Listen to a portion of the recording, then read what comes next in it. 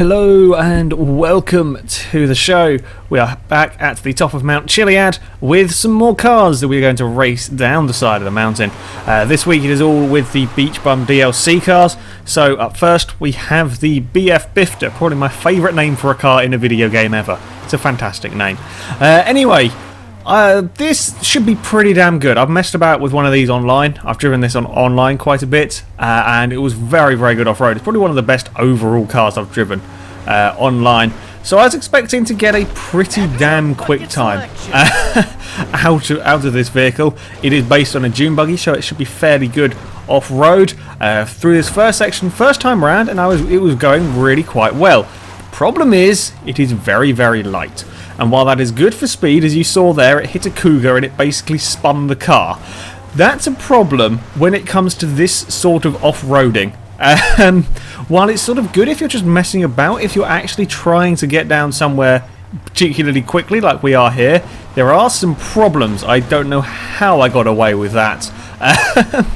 Yeah, that was a wheel completely over the edge. I had no idea how I was lucky with that. But yeah, the big problem with this vehicle is the lightness. It also has a lack of suspension travel. While the likes of the Rebel and the Sand King, I think, struggled a little bit down here because they were too bouncy, this doesn't have quite as much suspension travel as you would like. Couple that with the fact that it is very light, and it ends up spinning all the blooming time when it lands from a little bump. This found every imaginable place to try and spin around. It was really, really quite bad. On my first run though, I saved it there and I don't know how, and then I took a bump and it spun the vehicle. On the first run I actually made it down to the bottom without falling off the course, and I did spectacular across the line on that one. But yeah, I made it all the way down to the bottom. However, it wasn't a particularly good run. There was some spins and there was some crashing, so I was going to try again. Karma does not like you running over hikers. I will point that out. Every single time I splatter a hiker, at some point later on it screws you over. As you see there, I managed to find her. I also love, there's the dead body of the hiker that I hit, and his friend, or her friend, I'm not sure what it was, is just carrying on. They don't care. The hiker AI is the most fantastic AI in this game. But yeah, this buggy is very good off-road until you start sort of trying to land jumps. It like climbs stupid inclines, but when it comes to landing a little bump, it often has issues. That was quite a big bump, to be fair. That was more me overshooting a corner earlier and then getting things wrong further back. I guess saying it's good off-road when it sort of spins out a lot is... You probably won't understand that particularly well, but if you try going mountain climbing with this thing, it's ridiculously good. It just can't do sort of little bumps without spinning. That time I got so lucky and landed. I thought, oh yes, this is going to be the one. It was all going really well up until this point, and then nearly went, and I'm still saving it. It's sideways, with just about got control of the vehicle, and then it does a it was such a shame. That run was going so well up until that point as well. I don't know how I saved that in the first place, and then it was a rock, not a rock, sorry, a cliff hill face thing. I just tried to cut a little bit too much, or tried to recover, sort of, yeah, that kind of caused a few issues. The brakes are pretty good on this one, but you got to be careful not to overshoot that. I've done this with every car, I think, so for almost every car anyway. Overshot that jump, just carried a little bit too much speed. There's sort of a bump before you go downhill, and if you take that too fast, if you get airborne off that bump, you're not going to stop when you get further down. Yeah, brakes are not bad on this car. It's pretty nice handling when it's not having issues. I had so many issues here doing that. That happened. I probably have about 7 clips of me spinning a buggy there, and then I throw it off a cliff because I wasn't particularly pleased. Yeah, it was just, it would land and then it would spin kind of awkwardly. This is possibly my favourite fail yet on here. It's the lowest speed roll imaginable. This thing tumbles really well. If it goes off the cliff and rolls around, it is fantastic fun to watch. There's a few of them in here. There was lots of fails with this vehicle, and again, caught the bump a little bit wrong, and now we go for a tumble, and off we go. This is also by far the strongest vehicle I have ever tested down here, and this gets up some serious speed going down here, and it's bouncing around and it's surviving. Doesn't matter if you hit it forwards or backwards, it's absolutely fine. In between 2 trees, missed another tree, and backwards into a tree, and the buggy is still fine, and still it carries on going. I think I eventually managed to use the brakes and get it stopped. Maybe, no, we're just going to carry on. Took out a rock. Yeah, this thing is really very, very strong. So I carried on for a while. This was the fastest run that I did. However, it wasn't quite a perfect run. It wasn't quite the run that I was hoping to do with the car. I have a feeling that this could set a time that is near unbeatable if I could get an absolutely clean run. The problem is it is so hard in this car because the minute it kind of gets airborne and lands awkwardly, like this, I mess it up completely up here. I probably lose a second faffing around. In all of this bit, bounce off another rock was a pretty scruffy start to the run, all said and done and stuff. But later on, it stays on the road. That's the important thing. It's the landing of these little bumps that tends to screw this vehicle over. As I said, through here I had no end of problems. This time I got lucky. I think you just got to be. Well, you can take a lot of speed through there sometimes. If you land it absolutely perfectly, you can take a lot of speed. So the next time you go and do it, you want to take that same speed through there. You might be slightly out of line. Again, I got really lucky on that landing, as I thought I'd have to screw it up there because it landed sort of on its side almost. But yeah, somehow there's quite a lot of luck is involved in this in these runs. If I'm honest, with how the vehicles land some of the jumps. Yes, you do have control of the vehicles in the air. However, over a small jump, like a lot of these are, you don't have enough time in the air to do anything about it. So I can control it a minute amount, but not enough to really do very much. And then across the line, and yeah, it flips and crashes, and there we go. I was hoping though to set a better time. I thought it could go quicker than that because, as I said, it was a bit of a scruffy run. So I carried on trying, and sure enough, are we going to have a problem? Yeah, just about saved that one, and that's what it was doing every landing almost on there, and on other jumps as well. That time though, I got away with it. It was to be over here that I found the explodey points of the Jeep, or the buggy. Yeah, apparently if you hit it sort of on its side, it explodes, which is always good fun.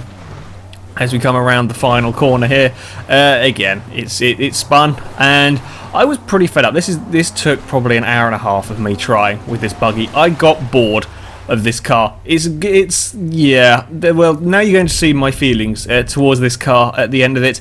It was very annoying because it could go faster than I drove it down there. I know it could go faster. I wanted it to go faster. But it kept spinning, so it had a grenade.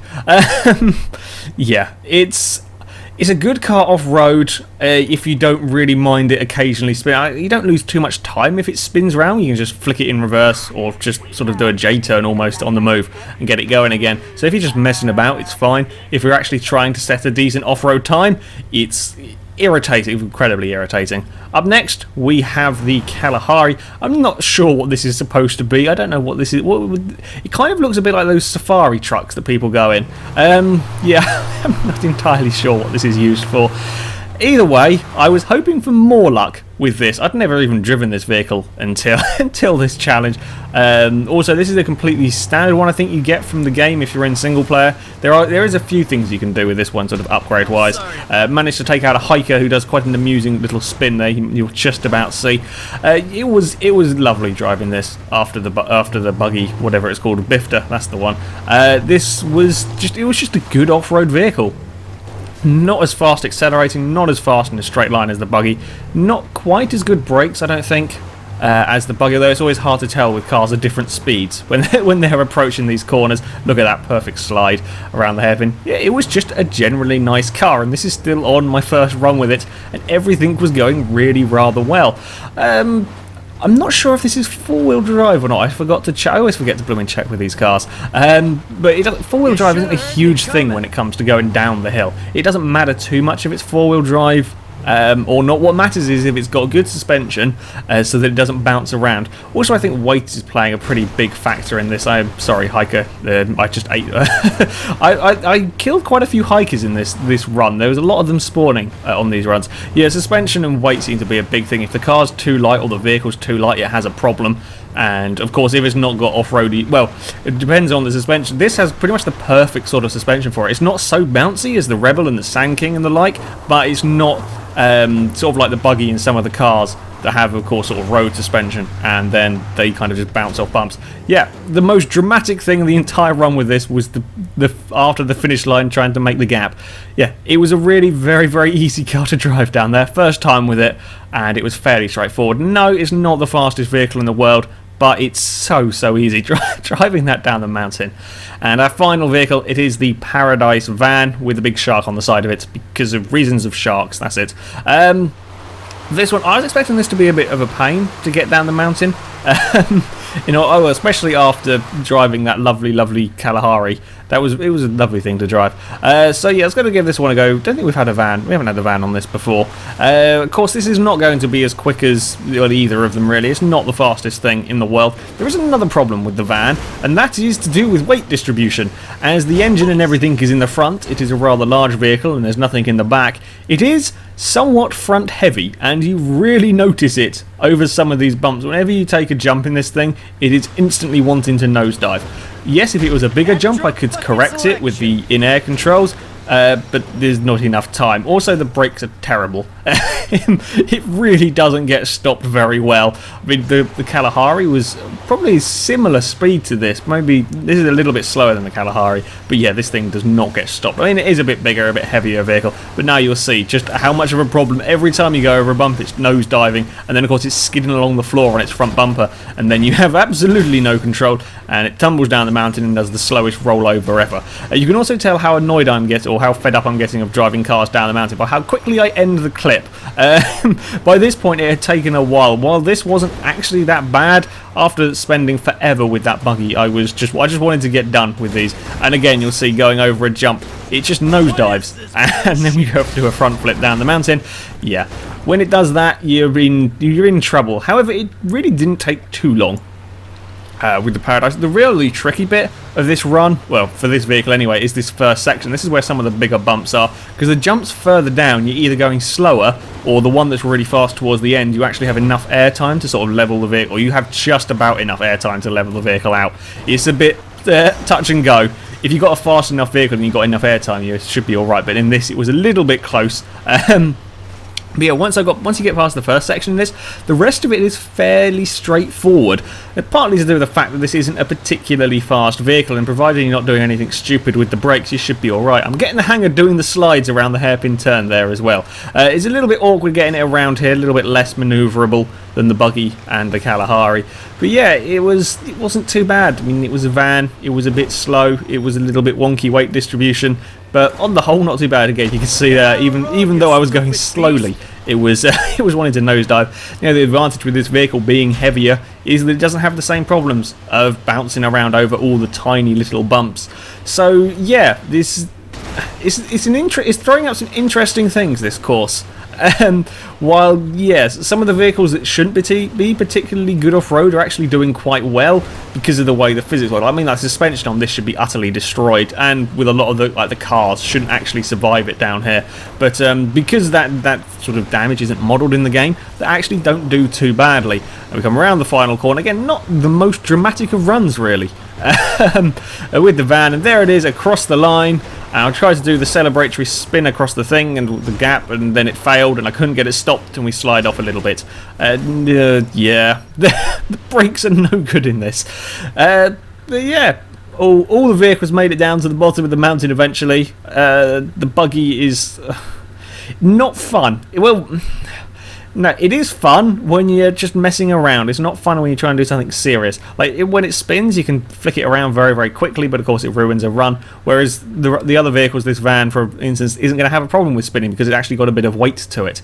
Anyway, it is on to the all-important times, and the buggy, well, it kind of goes first. It's sort of the best, worst off-road vehicle I've probably ever driven. With a 122.3, I reckon if I could get a perfectly clean run, I could get that down the mountain in under 1 minute 20. But you just can't, like, sometimes you'll be, if I put all the best corners together, there we go, that's what I wanted to say, that I did in that vehicle, it would probably get down in under 1 minute 20. The problem is I can't string them together, and after an hour and a half, it might have even been 2 hours of trying, I got fed up and blew it up. The Kalahari does a pretty impressive job of going into fourth, faster than a Sultan.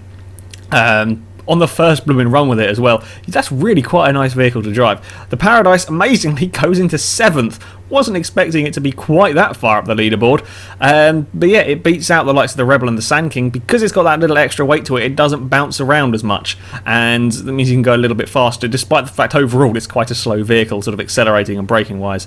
Anyway, that is it for this video, guys, so thank you very much for watching. Next week we'll go back to the original episode structure, if you like, so with one silly and one sensible-ish car. I don't know quite what I'm going to be running yet. I have a rough idea. But if you have other suggestions or any suggestions for vehicles you would like to see me run, please do leave them in the comment section. I'm going to have a look through, and the most popular ones will be in a video at some point. It'll take me a while to get around to some of them because there's quite a lot of cars. In fact, there's an awful lot of cars in GTA 5. However, that is it for today. So thank you very much for watching, and until next time, goodbye.